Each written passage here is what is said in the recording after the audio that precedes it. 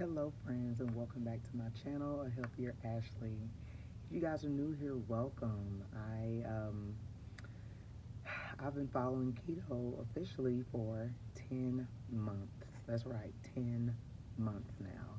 And I thought what a great time to go ahead and start go ahead and make a video and just tell people um, how my journey has been.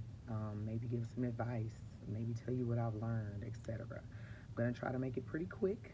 Um, Due to time, I'm gonna start making this video here at work because I don't have much to do. Um, so excuse the background, but hey, we gonna make it work, right? It's all about the information. Um, so I do have some notes, and I'm just gonna be looking back and forth at my notes, and we're just gonna go from there. So let's go ahead and get started. If you're new to my channel, please subscribe if you want to see a realistic keto journey. Even if you're not doing keto, you just want to look at a weight loss journey, please subscribe to my channel because that's what you're going to get here. I do also try to post recipes and what I eat in the days. Um, but yeah, I hope you like my channel, browse some other videos and see what you think.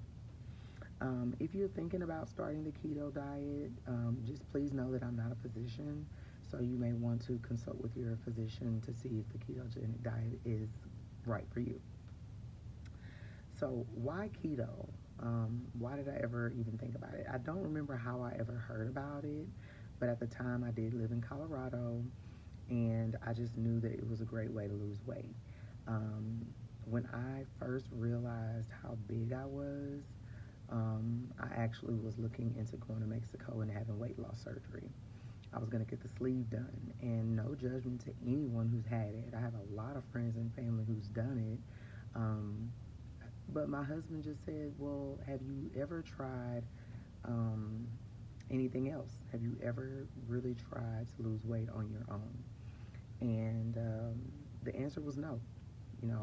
I knew that I never truly put myself out there to truly try to lose this weight on my own.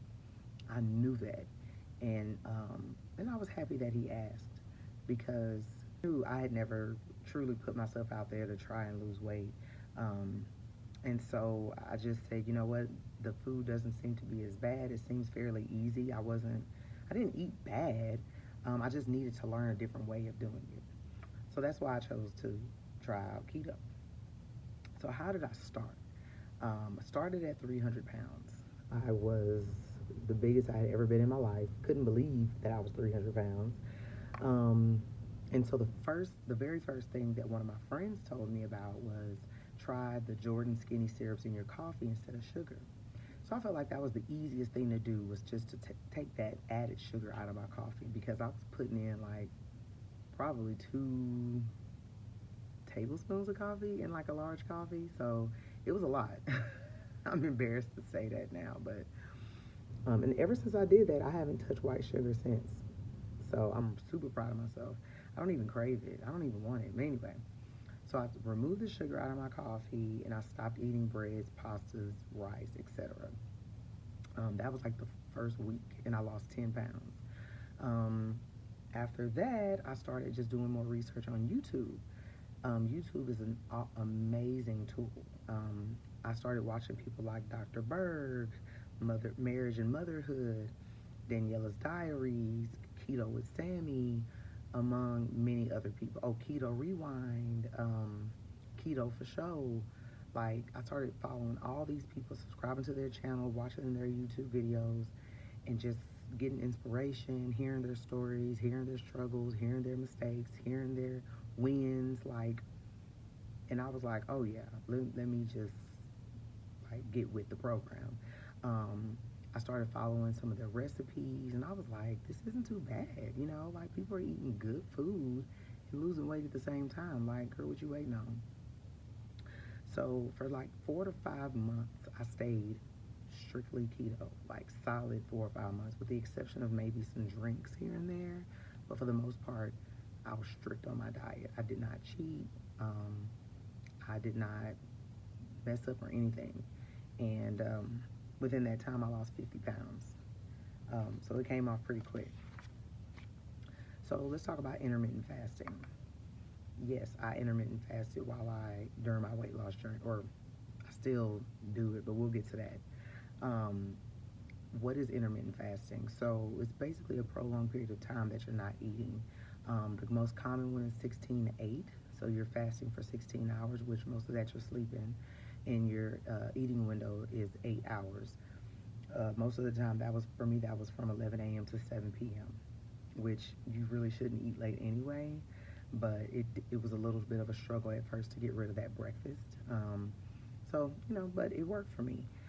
During my fast, I did not consume any calories, so it was all water, tea, coffee. Well, no coffee because I'm not drinking it black, but and now I'll drink a Bang energy drink because that is zero sugars and calories, etc.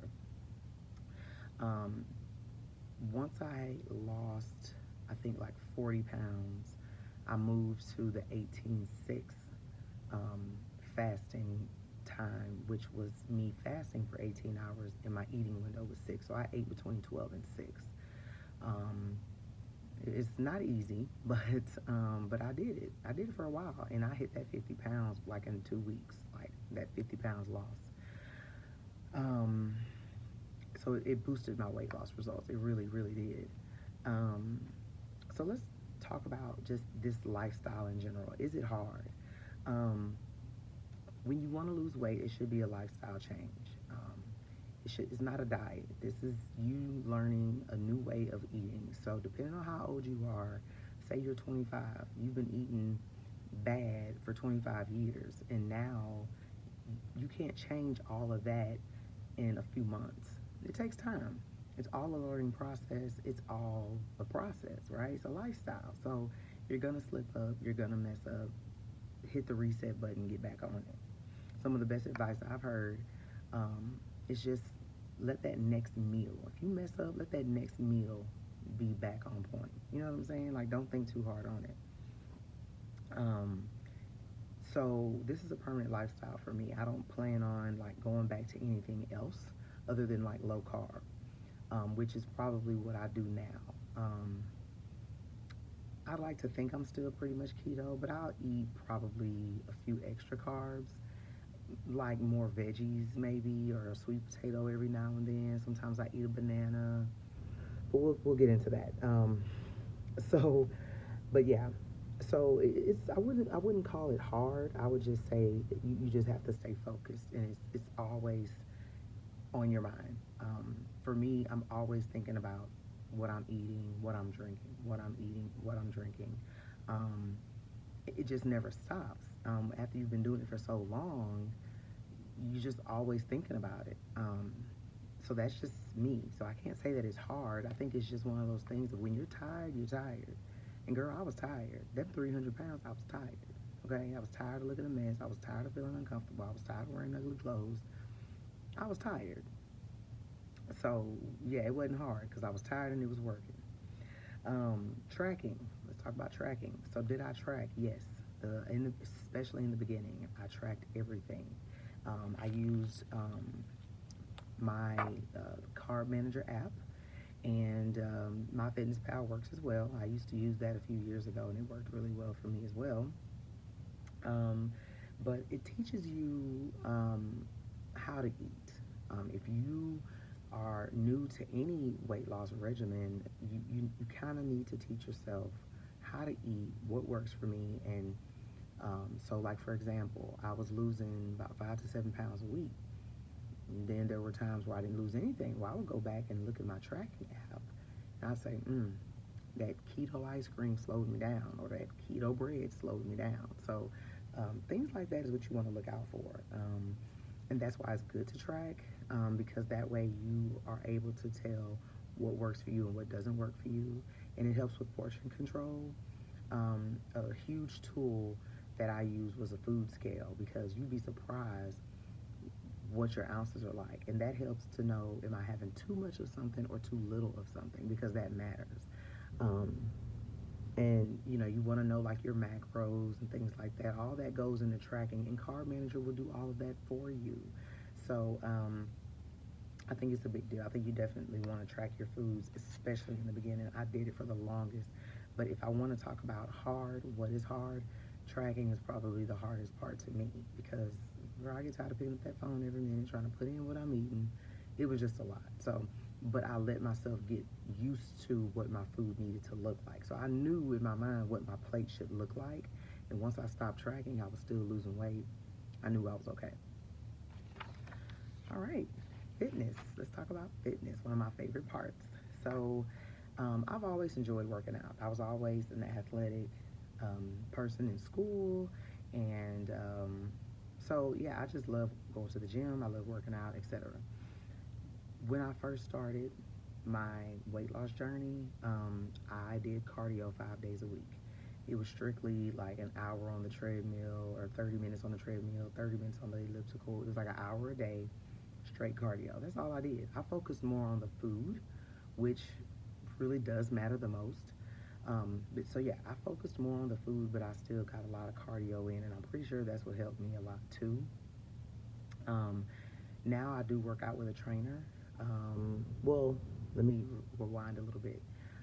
I did start to work out with a trainer before before I lost like a total of 50 pounds. I think I was at like 40 pounds lost, but I had so much like looseness going on. I didn't like that, like loose skin and stuff.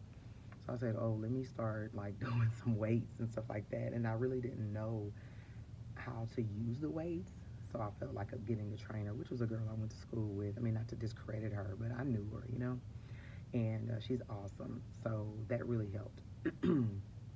But I do believe that fitness helps in so many different ways. That is like my time to just be in my thoughts and listen to some music and just like sweat. Like it's truly a stress reliever for me. I'm kind of addicted to the gym. If you follow me on Instagram, you know I'm in the gym like every day.